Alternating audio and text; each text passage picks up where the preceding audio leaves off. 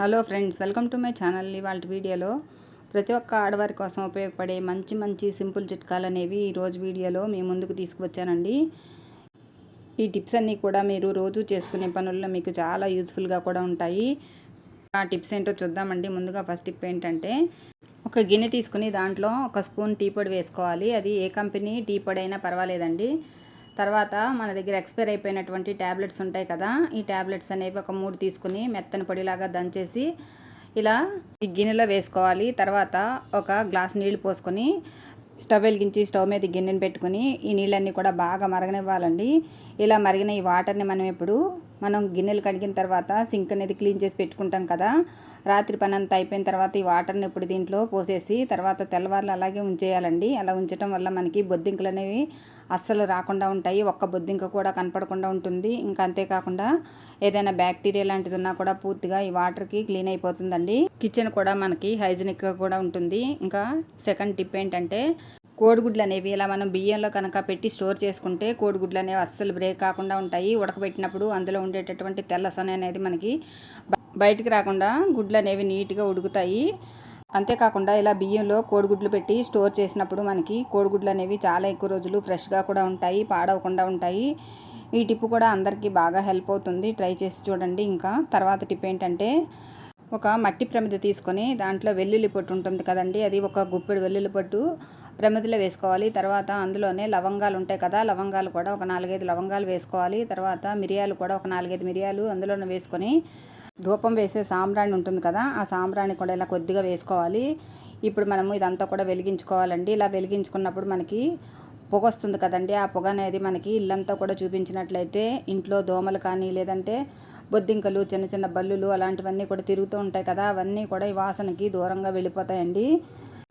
అంతేకాకుండా ఇంట్లో ఏదైనా నెగిటివ్ ఎనర్జీ ఉన్నట్లయితే పూర్తిగా బయటికి వెళ్ళిపోతుంది. పాజిటివ్ వైబ్రేషన్స్ కూడా ఇంట్లో ఉంటాయండి.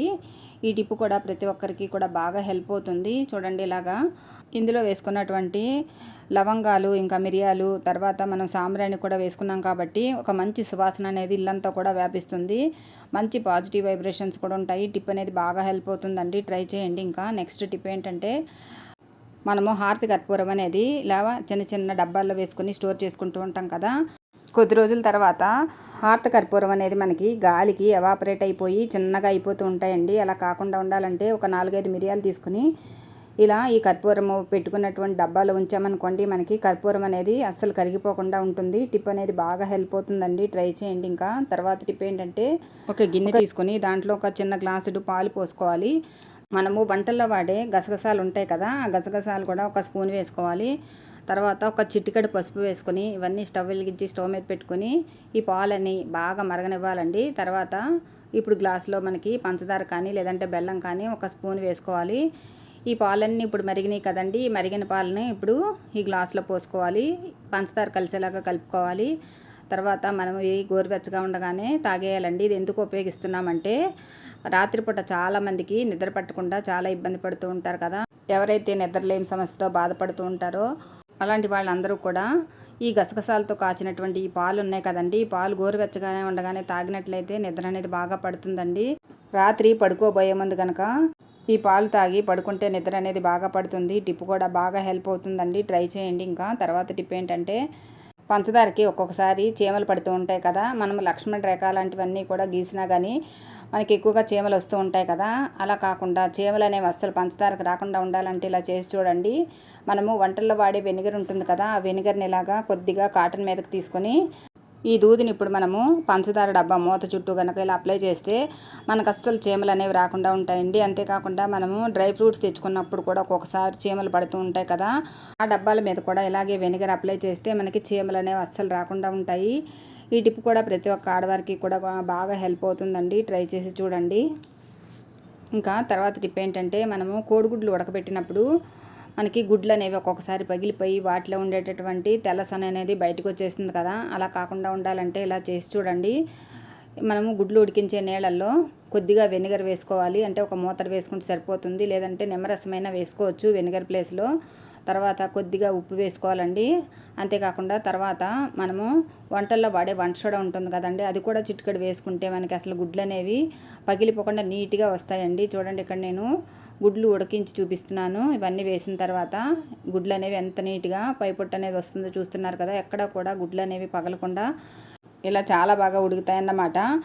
టిప్ కూడా అందరికీ బాగా హెల్ప్ అవుతుంది, ట్రై చేయండి. ఇంకా తర్వాత టిప్ ఏంటంటే, పెద్ద ఉసిరికాయలు ఉంటాయి కదండి. పెద్ద ఉసిరికాయలు చర్మానికి ఇంకా జుట్టుకి కూడా చాలా మేలు చేస్తాయనేది మనకు తెలిసిందే కదండి. పెద్ద ఉసిరికాయలు మనము నీళ్ళల్లో నానబెట్టుకుని తింటే ఇవి మన టేస్ట్ ఇంకా చర్మానికి జుట్టుకి కూడా చాలా యూజ్ అవుతాయండి. ఇలా ఒక పావు కిలో ఈ పెద్ద ఉసిరికాయలు తీసుకొని శుభ్రంగా కడిగి తర్వాత తడేమి లేకుండా పొడి బట్టతో నీట్గా తుడిచిపెట్టుకోవాలి. తర్వాత ఒక గిన్నెలోకి మనం ఇలాగా నీళ్లు తీసుకుని బాగా మరగ కాచి చల్లార్చి పక్కన పెట్టుకోవాలండి. తర్వాత ఇప్పుడు ఈ ఉసిరికాయలు అన్నిటికీ కూడా ఇలా నిలువుగా మనకి చారల్లాగా ఉంటాయి కదండి ఉసిరికాయల మీద, వాటి మీద ఇలా ఘాట్లు పెట్టుకోవాలన్నమాట. ఇలా అన్ని ఉసిరికాయలకు కూడా ఘాట్లు పెట్టుకుని పక్కన పెట్టుకోవాలి. మనము కాసి రెడీగా పెట్టుకున్నాం కదండి నీళ్ళు. ఈ నీళ్ళన్నీ ఇప్పుడు పూర్తిగా మనకి చల్లారిపోయి ఉంటాయి. ఇప్పుడు ఈ నీళ్ళని మనము ఒక గ్లాస్ బాటిల్లోకి పోసుకోవాలి. గ్లాస్ బాటిల్ అయితే మనకి ఎలాంటి బూజు ఫంగస్ రాకుండా ఉంటుందండి. తర్వాత ఇప్పుడు నీళ్ళు పోసుకున్నాం కదా, దాంట్లోకి మనం ఘాట్లు పెట్టుకున్నటువంటి ఉసిరికాయలు మనం వేసుకోవాలండి. ఒక్కొక్కటిగా వేసుకోవాలన్నమాట. ఇప్పుడు ఆ నీళ్ళల్లో మనకి టేస్ట్కి సరిపడా తగినంత ఉప్పు వేసుకోవాలి. తర్వాత మనకి ఎంత కారం పడుతుందో అంత కారం కూడా కొద్దిగా వేసుకోవాలి. తర్వాత దాల్చిన చెక్క ఉంటుంది కదండి, ఆ దాల్చిన చెక్క కూడా ఒక చిన్న ముక్క వేసుకోవాలి. తర్వాత పచ్చిమిర్చి ఉంటాయి కదా, ఈ పచ్చిమిర్చి కూడా మనము ఇలా ఒక 2-3 చీల్చి కట్ చేసి వేసుకోవచ్చు. తర్వాత దాంట్లోనే మనకి జీలకర్ర పొడి ఉంటుంది కదా, అది కూడా ఒక చిటికెడు వేసుకుంటే టేస్ట్గా బాగుంటుంది. తర్వాత జీలకర్ర కూడా వేసుకోవచ్చు. ఇప్పుడు ఈ నీళ్ళల్లో ఇవన్నీ కలిసేలాగా మనము పైకి కిందకు ఒకసారి ఇలా కలుపుకున్న తర్వాత ఇప్పుడు బాటిల్కి ఇలా మూత పెట్టేసుకోవాలి. ఇలా మూత పెట్టేసుకొని మనము ఈ బాటిల్ని ఒక 4 రోజుల పాటు పక్కన పెట్టేసుకోవాలి. ఇలా పక్కన పెట్టేసుకుంటే మనకి 4 రోజులకి ఉసిరికాయలు అనేవి బాగా ఊరతాయండి. ఇవి తింటే మనకి చాలా టేస్ట్గా ఉండటమే కాకుండా మన చర్మానికి కూడా చాలా మేలు చేస్తాయి. అంతేకాకుండా జుట్టుకు కూడా చాలా ఈ ఉసిరికాయల వల్ల ఉపయోగం ఉంటుంది అనేది మనకు తెలుసు కదండి. ఉసిరికాయల్లో ఉండే విటమిన్ సి అనేది మనకి రోగ నిరోధక శక్తి పెరిగేలాగా చేస్తుందండి. ఒకసారి ఇలా ట్రై చేయండి. ఇంకా నెక్స్ట్ టిప్ ఏంటంటే, డోర్ మ్యాట్లు మనము వాష్రూమ్ ముందు వేసినప్పుడు ఒక్కొక్కసారి వాటి మీద మనము కాళ్ళు పెట్టినప్పుడు అవి అటు ఇటు జరిగిపోయి మనకి కాళ్ళు అనేవి జారిపోతూ ఉంటాయి కదా.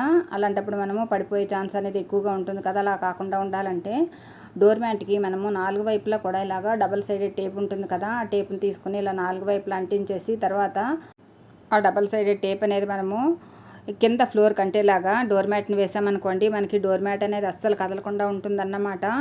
ఎవరైనా ఇంట్లో పెద్ద వయసు వాళ్ళు కనుక ఉన్నట్లయితే ఎక్కువగా వాళ్ళకి కాళ్ళు జారుతూ ఉంటాయి కదా. అలాంటప్పుడు ఇలా ఈ మనం డబల్ సైడెడ్ టేప్ని కనుక అంటించి డోర్ మ్యాట్ని వేసుకున్నట్లయితే మనకి డోర్ మ్యాట్ అనేది అస్సలు కదలకుండా ఉంటుంది. టైల్స్ మీద ఇది గట్టిగా మనకి స్టిక్ అయి ఉంటుంది కాబట్టి డోర్ మ్యాట్ అనేది అటు ఇటు అస్సలు కదలకుండా ఉంటుంది. ఈ టిప్ కూడా బాగా అందరికీ హెల్ప్ అవుతుందండి, ట్రై చేయండి. ఇంకా తర్వాత టిప్ ఏంటంటే, బియ్యం అనేది మనము ఒక్కొక్కసారి ఎక్కువ మొత్తంలో పెట్టుకొని స్టోర్ చేసుకుంటూ ఉంటాం కదండి. అలాంటప్పుడు బియ్యం ఒక్కొక్కసారి పురుగు పడుతూ ఉంటాయి. ఇందులో నల్లటి పురుగులు ఇంకా తెల్లటి పురుగులు వస్తూ ఉంటాయి కదా. అలా రాకుండా ఉండటానికి చిన్న చిట్కా పాటించినట్లయితే బియ్యం అనేవి ఫ్రెష్గా పురుగు పట్టకుండా ఉంటాయండి. వెల్లుల్లిపైన ఒకదాన్ని తీసుకుని వాటిని రెబ్బలుగా వలవాలి. పైన పొట్టు తీయాల్సిన అవసరం ఏమి ఉండదండి. అలాగే మనము ఆ వెల్లుల్లి రెబ్బలను బియ్యంలో ఇలా కలిపేసి పెట్టేసామనుకోండి, అసలు బియ్యం అనేవి పురుగు పట్టకుండా ఉంటాయి. బియ్యం కూడా చాలా ఫ్రెష్గా కూడా ఉంటాయండి. ఎక్కువ మొత్తంలో బియ్యం తెచ్చుకున్నప్పుడు ఇలా 2-3 వెల్లుల్లిపాయలు ఒలిచేసి పెట్టుకున్నామనుకోండి, మనకి బియ్యం అనేవి అసలు పురుగు పట్టకుండా ఉండటమే కాకుండా చాలా ఫ్రెష్గా కూడా ఉంటాయి. టిప్ అనేది బాగా హెల్ప్ అవుతుందండి, ట్రై చేయండి. ఇంకా తర్వాత టిప్ ఏంటంటే, చాలామంది మనలో మోకాళ్ళ నొప్పులు ఇంకా మోచేతుల నొప్పులు ఇంకా బెణుకుల నొప్పులతో బాధపడుతూ ఉంటారు కదా. వాళ్ళందరికీ కూడా ఇలా సింపుల్ చిట్కా అనేది చాలా బాగా యూజ్ అవుతుందండి.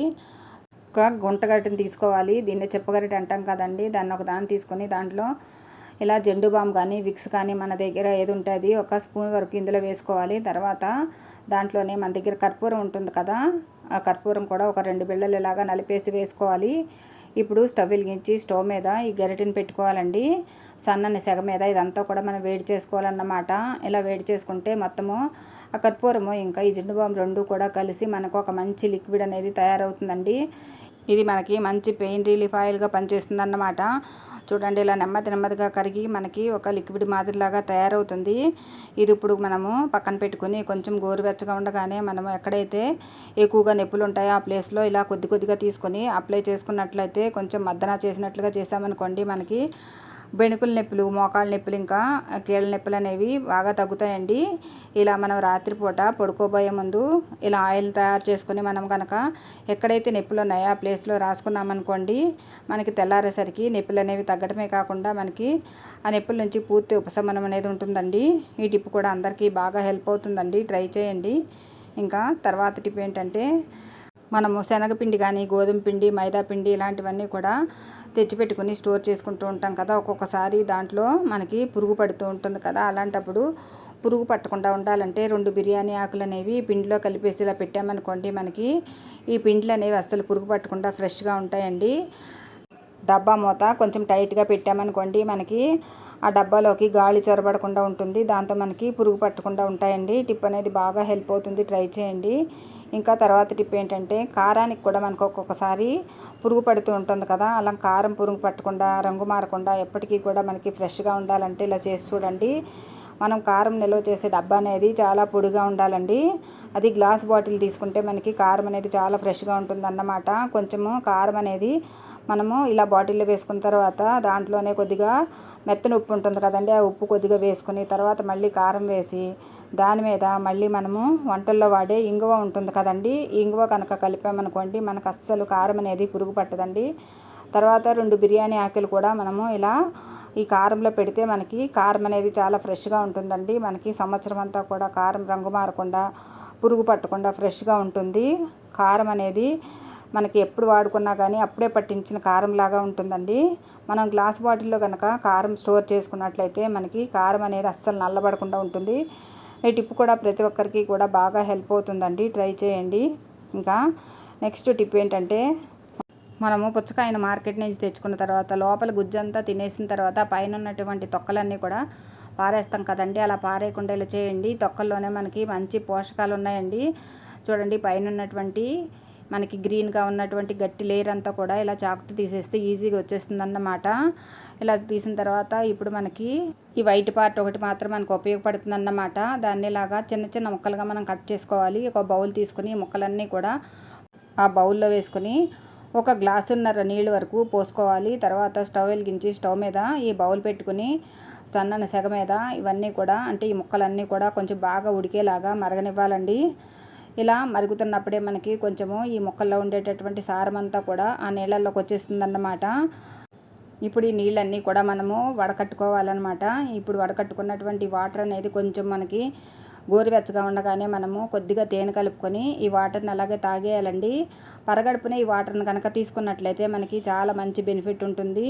ఇది మన శరీరానికి ఎంతో చలువ చేస్తుంది. అంతేకాకుండా మనకి రోగనిరోధక శక్తి అనేది పెంచడానికి కూడా చాలా బాగా యూజ్ అవుతుంది.